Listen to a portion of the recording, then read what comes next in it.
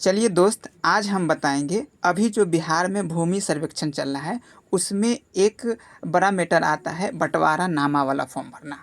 तो कैसे भरेंगे इसको समझने के लिए हम आज वीडियो लाए हैं, जिसमें एक बड़ा ही मैटर है।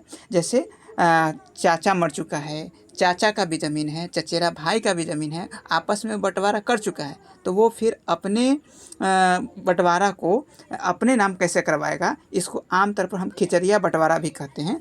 तो समझते हैं कि वंशावली से कैसे इसमें है। देखिए, वंशावली है भानुदास। इसके 3 पुत्र हैं, करैत दास, गणौर दास और चंद्रदेव दास। तीनों मर गए हैं। इस करैत दास के 3 पुत्र हैं, एक गरीब दास, एक राकेश दास, एक मुकेश दास, जिसमें से गरीब दास मृत हो चुके हैं, उनका पत्नी अभी मनीता जिंदा है। उसी तरह गणौर दास के 4 पुत्र हैं, राजू, मोहन, गोपाल, भोला, और इनके भी 2 पुत्र मृत हो गए।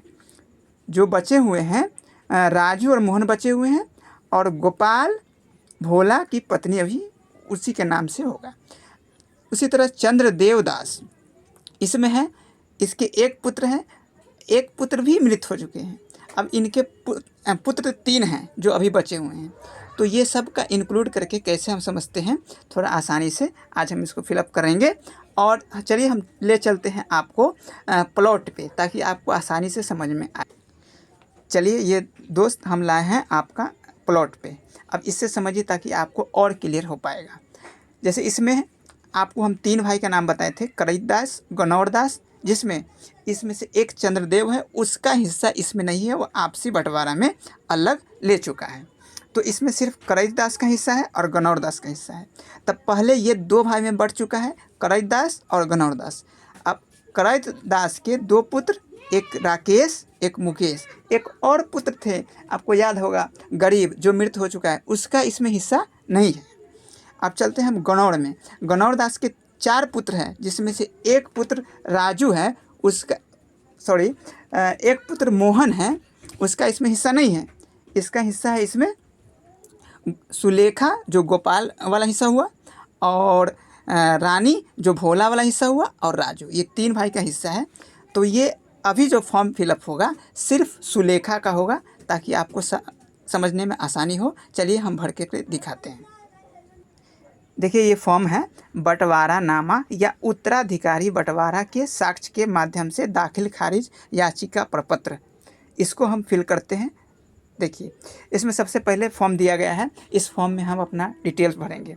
जैसे अंचल का नाम होगा, जैसे आपके केस में जो होगा वो भर देंगे। उसी तरह इसमें हम बताएं आपको प्लॉट जो गोपाल के नाम पर है, वो गोपाल मृत हो चुके हैं। अब उनका पत्नी के नाम पर हमको फॉर्म भरना है, तो उनके पत्नी का नाम एड्रेस करते हैं इसमें। तो इसका नाम है सुलेखा। पिता या पुत्र या पत्नी किनका है, तो स्वर्गीय गोपाल दास का। निवासी हो गया सकड़ी सरैया, डाकघर तुर्की, थाना तुर्की, अंचल कुढ़नी, जिला मुजफ्फरपुर, पिन डालेंगे, मोबाइल नंबर डालेंगे यहाँ। उसके बाद अब यहाँ पर दिया गया हित अर्जित करने का माध्यम, मतलब हम जो है कहाँ से ये हित अर्जित कर रहे हैं, तो उसका डिटेल्स यहाँ भराएगा। हित अर्जित करने वाले से संबंधित साक्ष्य का विवरण। तो सबसे पहले इसमें देखा जाता है दस्तावेज का प्रकार क्या है।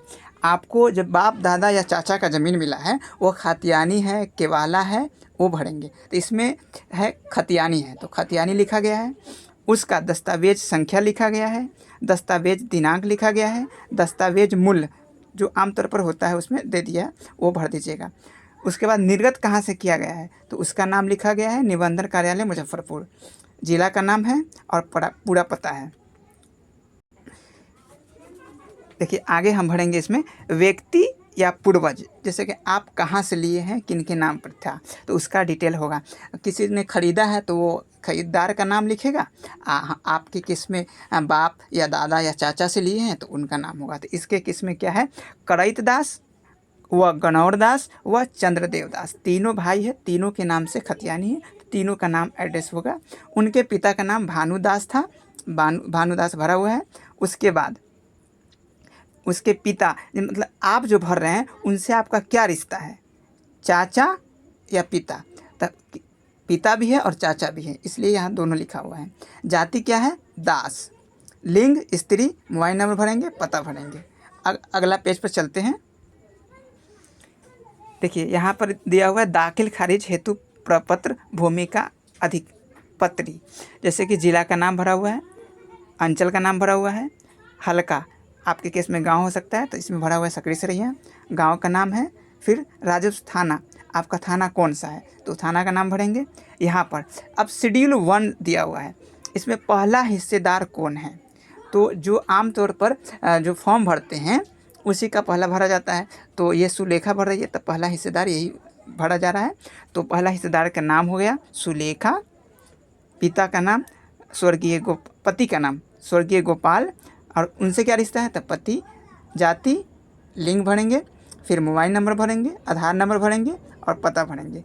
अब शेड्यूल 1 से हित अर्जित, मतलब आप जो है ज़मीन उसमें क्या है उसका डिटेल्स देंगे।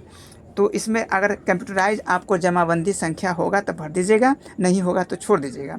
खाता संख्या यहाँ भरेंगे, प्लॉट नंबर भरेंगे और कितना आपको हिस्सा है वो भरेंगे। उसके बाद चौहद्दी दर्शाएंगे। ठीक है, ये हो गया शेड्यूल 1, ये पहला हिस्सेदार। अब दूसरा हिस्सेदार भरते हैं, आगे चलते हैं दूसरा पेज में। शेड्यूल 2 में हम भरते हैं दूसरा हिस्सेदार का नाम। ये सुलेखा का गोतनी है रानी, उनका पति का नाम हो गया भोला, उनसे रिश्ता बता दिए हैं, जाति स्त्री और मोबाइल नंबर, आधार नंबर, पता भर देंगे। अब इसका हिस्सेदार क्या मिला है तो उसको भरा गया है। खाता संख्या 761 ही है, प्लॉट नंबर 5264 ही है, और उसका भी कितना हिस्सेदार है 5 डेसिमल का, तो ये भी उतना ही भरे हैं। चौहद्दी इनका दर्शाया गया है, चारों साइड का जो आपको किस में होगा वो भर देंगे। फिर अगला हिस्सेदार चलते हैं। इसमें अब तीसरा हिस्सेदार है राजू, इनके पिता का नाम गनौर है, जाति भरा हुआ है, लिंग भरा हुआ है, मोबाइल नंबर भरा हुआ है और आधार। उसके बाद पता भर देंगे। अब इसके हिस्सा कितना है वो भरेंगे, खाता संख्या, प्लॉट संख्या, और इसको भी 5 डिसमिल मिला है। तीनों को 5-5 डिसमिल, 15 डिसमिल हो गया। तो 15 डिसमिल ये तीनों भाई का हो जाएगा, जो आपको भानुदास के हिस्से में है। अगला हिस्सा है शेड्यूल 4 में।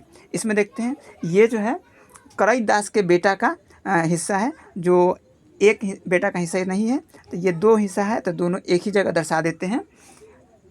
पहला है राकेश और दूसरा है मुकेश।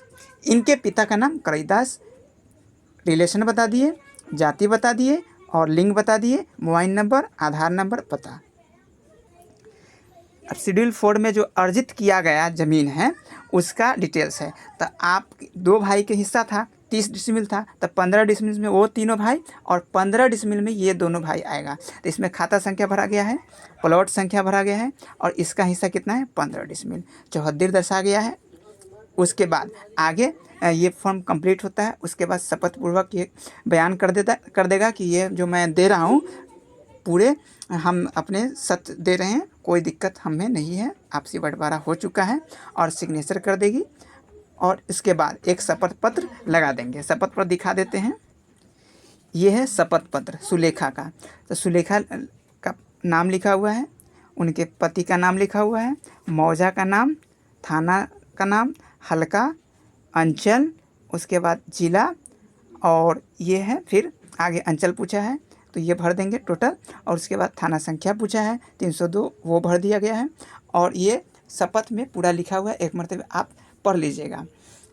और नीचे नाम लिखेंगे, शपथकर्ता का नाम, मोबाइल नंबर देंगे और हस्ताक्षर करेंगे, और अपने खतियानी ज़मीन का जीरोक्स करके और इसके साथ लगा करके सबका मोबाइल नंबर लिख करके दे देंगे राजस्व अधिकारी के पास। वो आपको मोबाइल नंबर से भी वेरिफिकेशन कर लेगा और प्लॉट पर भी जा कर के देख लेगा, और कोई दिक्कत नहीं है, आसानी से आपको हो जाएगा। अगर अभी आप नहीं कराते हैं तो ये फिर कार्यक्रम लंबा समय बाद शुरू होगा, जिससे आपको परेशानी हो सकती है। इसलिए सजग रहें, सचेत रहें और ढंग से फॉर्म भर के फिलअप कर दें, ताकि भविष्य में आपके पोता पुत्र के साथ ऐसा कोई दिक्कत नहीं आए। ओके, धन्यवाद सर।